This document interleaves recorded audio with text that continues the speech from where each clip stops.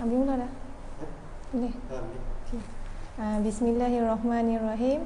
Alhamdulillahirabbil alamin wassalatu wassalamu ala asy-syamsiya'i wal mursalin wa ala alihi wa sahbihi ajmain. Amma ba'd. Assalamualaikum warahmatullahi wabarakatuh. Bersyukur kehadrat Ilahi kerana kita masih diberi peluang untuk menikmati kehidupan dan kesihatan yang baik. Okey, hari ini saya ingin berkongsi mengenai tajuk ciri-ciri orang yang cemerlang. Okay, setiap manusia ni mempunyai cita-cita untuk berjaya dan cemerlang dalam kehidupan. Berjaya ataupun tidak seseorang tu bergantung kepada usaha dan perancangan yang dibuat. Ia mesti dilakukan dengan teliti dan berterusan. Dalam Islam, kejayaan seseorang tu bukan diukur dari segi banyaknya harta, kekayaannya ataupun kepandaiannya. Tapi Islam menekankan kejayaan dalam akhlak, kepribadian, hubungan dengan Allah dan hubungan dengan manusia. Itu yang paling penting. Bila kita berjaya mencapai apa yang ditekankan oleh Islam, barulah kejayaan-kejayaan tadi tu menjadi pelengkap kepada kejayaan yang lain. Okey. Kalau kita lihat kejayaan yang dipelopori oleh pejuang dan cendekiawan Islam, mereka ni banyak memberi sumbangan yang besar kepada kehidupan manusia, terutamanya dari segi personality, keluarga, kerjaya, agama, politik dan ekonomi. Okay, jadi mencontohi tokoh-tokoh Islam terdahulu ni sangat dituntutlah. Syair Arab ni ada menyebut, hendaklah kamu mencontohi orang yang mulia walaupun kamu tidak seperti mereka, kerana mengikuti orang yang mulia itu satu kejayaan. Sahabat yang dimuliakan, kejayaan untuk menguasai dan mempraktik ilmu yang dimiliki ni telah terbukti dalam sejarah lah. Tokoh-tokoh Islam terdahulu ni berjaya mencipta sejarah kecemerlangan yang diguna pakai sehingga ke hari ini. Jadi di sini saya nak tekankan beberapa ciri penting sifat kecemerlangan tokoh-tokoh Islam terdahulu yang boleh kita jadikan panduan dan amalan. Yang pertama, niat yang betul. Rasulullah SAW bersabda yang bermaksud setiap amalan adalah dengan niat. Oleh itu, sebelum kita nak lakukan sesuatu pekerjaan tu, kita mesti memasang niat lah. Niat kita mesti menjurus kepada Allah semata-mata.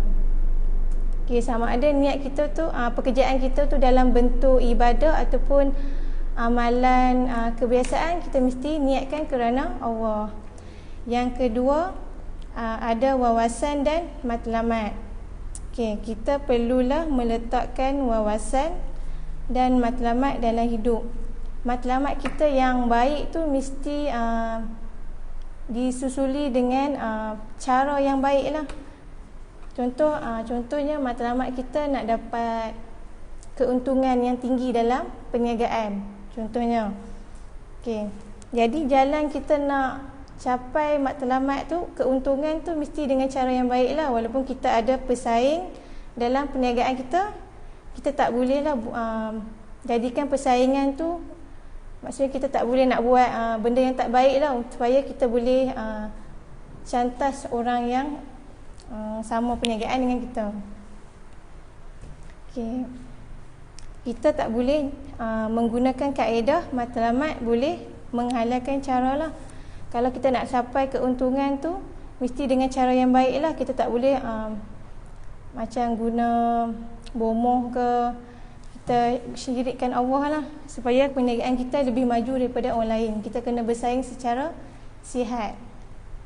Sebab semua perbuatan yang kita buat tu terikat dengan peraturan dan hukum Islam. Yang ketiga, berani dan sanggup berkorban. Tokoh-tokoh Islam terdahulu sanggup untuk bersusah payah menuntut ilmu, bermusafir beribu-ribu batu untuk berguru dengan guru-guru mursyid. Sultan Salahuddin Al-Ayyubi berjuang berkali-kali baru dapat mengalahkan tentera Salib dan menawan semula Palestin, dan Sultan Muhammad Al-Fatih berjaya menawan kota Istanbul setelah mencuba beberapa kali. Khalid Al-Walid mengharungi 100 peperangan dan membunuh lebih 5,000 orang musuh dalam perang Yarmouk. Yang keempat, sentiasa menambah ilmu. Kita kalau nak tambah ilmu tu, kita mesti tuntut ilmu yang seimbang lah. Ilmu dunia dan ilmu akhirat. Ilmu dunia contohnya matematik, sains, BM. Ilmu akhirat adab, sirah dan sebagainya lah. Supaya ilmu yang kita ada tu, ilmu yang seimbang yang kita ada dapat membentuk pemikiran kita dan dapat menjadi panduan dalam kehidupan. Imam Bukhari dan Imam Muslim menguasai ratusan ribu hadis disertai dengan menghafal perawi-perawinya. Imam Ahmad pula memberi fatwa kepada 60,000 masalah dengan disertai dalil. Yang kelima, memberi tumpuan. Kalian hendaklah memberi tumpuan sepenuhnya kepada apa yang dilakukan. Kuasa memberi tumpuan ni mampu menghasilkan kejayaan yang cemerlang. Contohnya, lihat saja Jabir bin Abdullah sanggup menempuh perjalanan selama sebulan ke Mesir semata-mata mencari sepotong hadis lah. Jadi kita jangan jadi macam kita kenalah memberi tumpuan terhadap apa yang kita nak buat tu, supaya dia memperoleh kejayaan. Yang keenam, daya tahan yang tinggi. Untuk berjaya, kita perlu bekerja lebih keras dan committed. Kalau kita gagal sekali, kita jangan cepat berputus asa. Jadi gunakan masa hingga ke tahap maksima dan sentiasa istiqamah dan berterusan. Yang ketujuh, memiliki sifat-sifat mahmudah.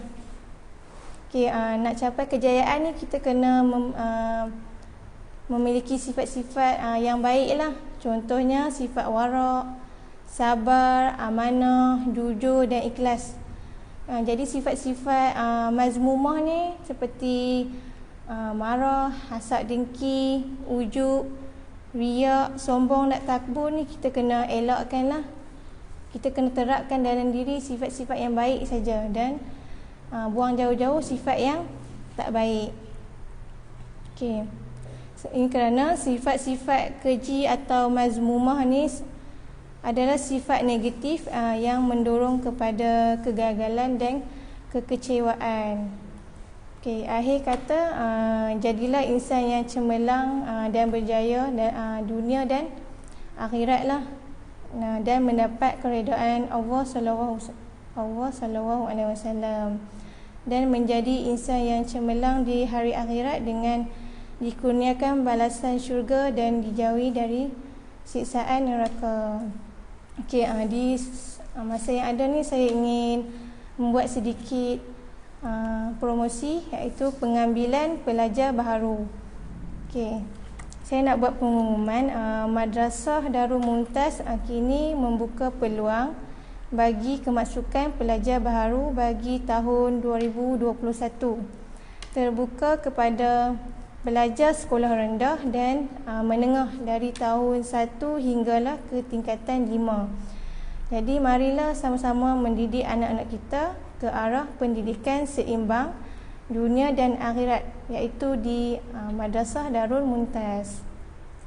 Tuan-tuan dan puan-puan, Okey, daripada Muaz bin Jabal bahawa Nabi SAW bersabda, aku akan memberitahu kepadamu pintu-pintu kebaikan, iaitu puasa adalah perisai, sedekah meleburkan dosa seperti air memadamkan api, dan seorang hamba di malam hari.